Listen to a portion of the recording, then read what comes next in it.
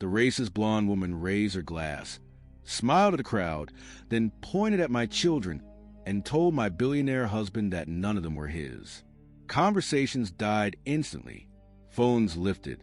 The room waited for me, the black wife she'd been targeting for months, to break apart in front of 200 people. She thought she was about to ruin my life.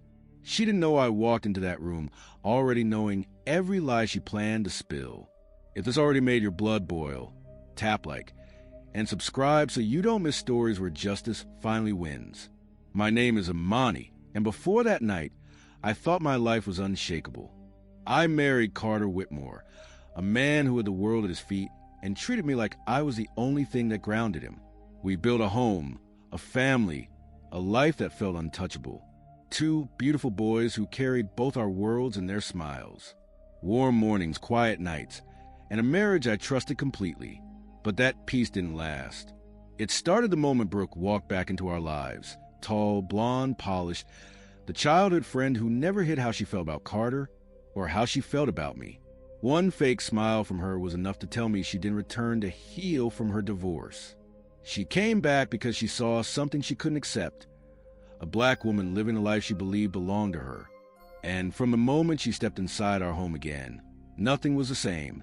Before that night destroyed everything, I didn't realize the woman smiling beside my husband had already decided she deserved my life more than I did.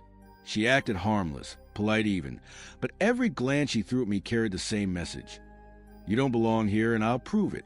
If this happened in front of you, what would you do? Tell me in the comments. I read every single one. And if you stand for fairness, hit subscribe.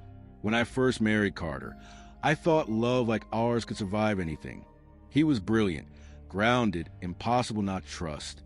I came from Atlanta, built myself from scratch, and worked twice as hard to stand in rooms he was born into. But he never treated me like I was less. He made me feel chosen, safe, seen.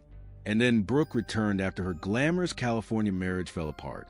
She arrived with suitcases full of designer grief and a smile that pretended to be fragile.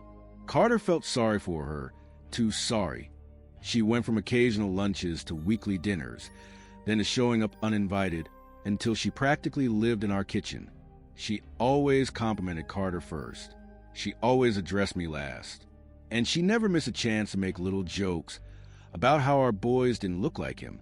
At first, I brushed it off. A como ir? A smirk there. But I learned quickly, Brooke didn't come back for comfort. She came back for position. And the more she inserted herself into our daily life, the more I could feel the ground shifting beneath my feet. Slowly, quietly, dangerously. The moment I knew Brooke wanted me gone wasn't when she copied my dress, or when she joked about my boy's skin tone, or even when she whispered to Carter's mother that some women climb into families they don't belong to. It was a night I found her diamond earring on my bedroom carpet, inches from my pillow, right where I sleep. Carter brushed it off instantly. She probably got lost looking for the bathroom, he said. On the second floor, past 3 guest rooms, into the master bedroom we shared.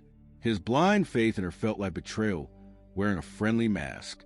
After that, the attacks stopped pretending to be accidents.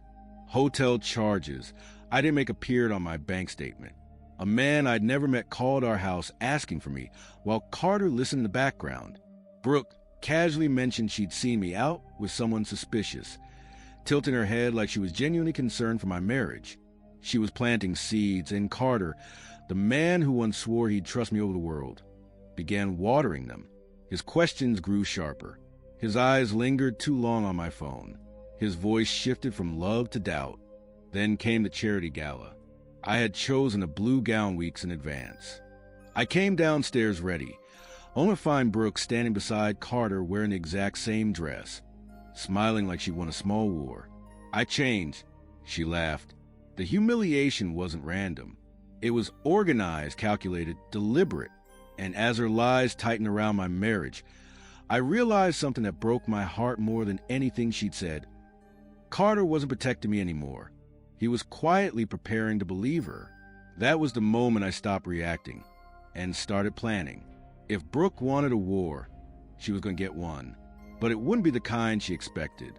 I thought I was losing my mind, until the private investigator slid a folder across the table and showed me proof that every fear I had was real, and every lie Brooke told was just the beginning.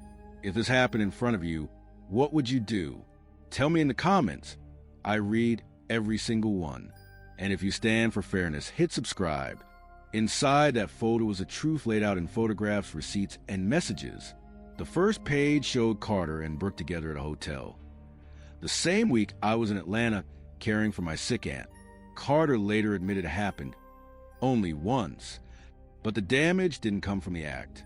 It came from the fact that he let Brooke stay in our lives afterward, knowing what they had done. The next set of documents cut even deeper.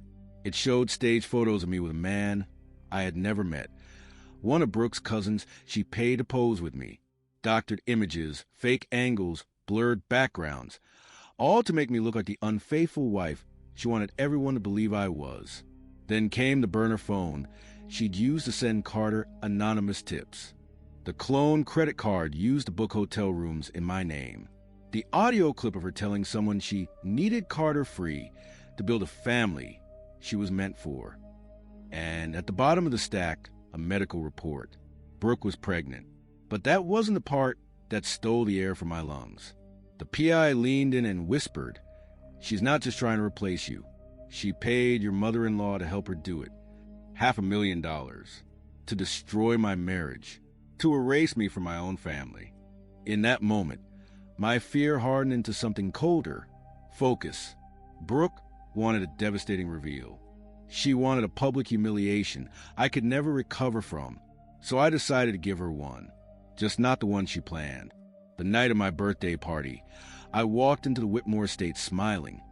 Not because I felt celebrated, but because I already knew every secret Brooke was planning to choke on before the night was over. If you believe talent can silence every insult, share this video. And to everyone watching from the US, UK, and Canada, your voice matters. 200 guests filled the room. Carter's business partners, society families, reporters, people who never liked me but loved pretending they did. Brooke floated through them like she owned the place, touching Carter's arm, whispering in his ear, greeting guests as if she were the real hostess.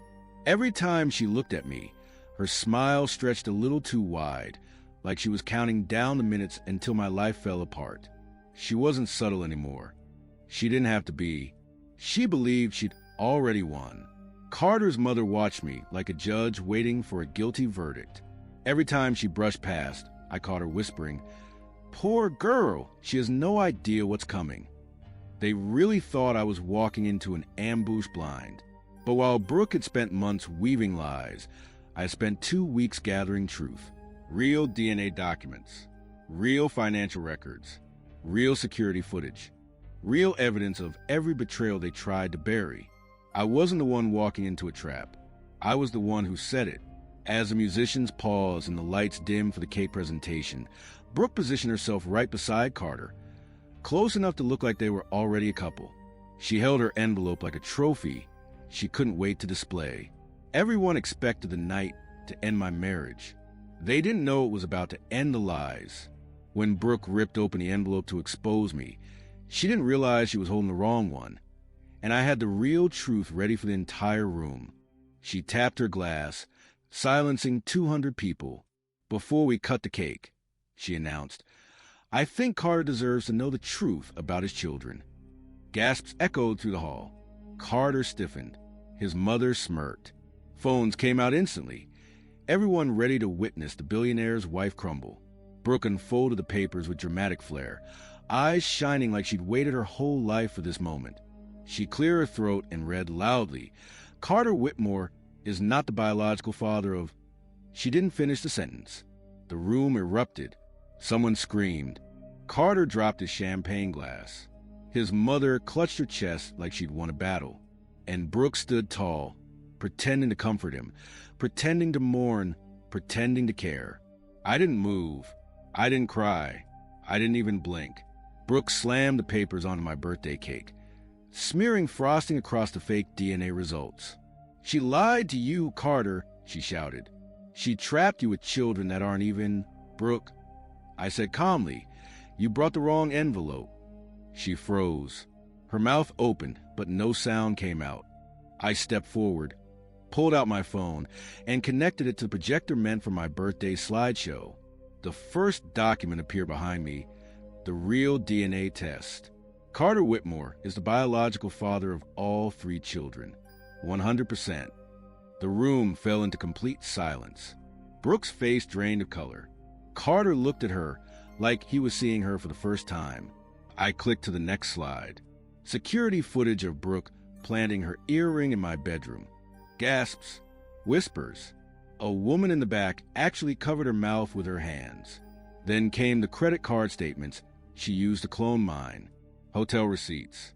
The stage photos with her cousin. The burner phone messages. The cash transfers to Carter's mother. But I wasn't done. I switched to Brooke's medical reports. 6 months pregnant. Carter staggered backward. His mother collapsed into a chair. The final slide was the offshore account trail. Every dollar the money Brooke stole from Carter's company. $12 million. Documented. Traceable. Undeniable. And right on cue, the front doors opened. Police officers entered the state, scanning the crowd. I pointed straight at Brooke. That's the woman you're here for. She tried to run. She didn't get far. When the handcuffs clicked, her mask shattered. The polite smiles vanished. The well-trained elegance disappeared. And what poured out of her mouth was pure venom. Every racist slur she'd swallowed for years exploding in front of 200 witnesses. It was the first honest thing she'd said all night. People say revenge is loud. But the quiet after you take your life back, that's the part no one warns you about. When the truth finally settles, it doesn't roar, it breathes. Brooke was taken out of the state in handcuffs, still screaming, still fighting a reality she created for herself. Carter's mother followed moments later, silent now, realizing the price of every lie she'd helped build.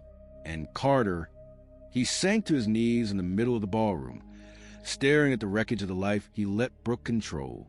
He whispered my name, begged for a second chance, promised he didn't know how deep her manipulation went.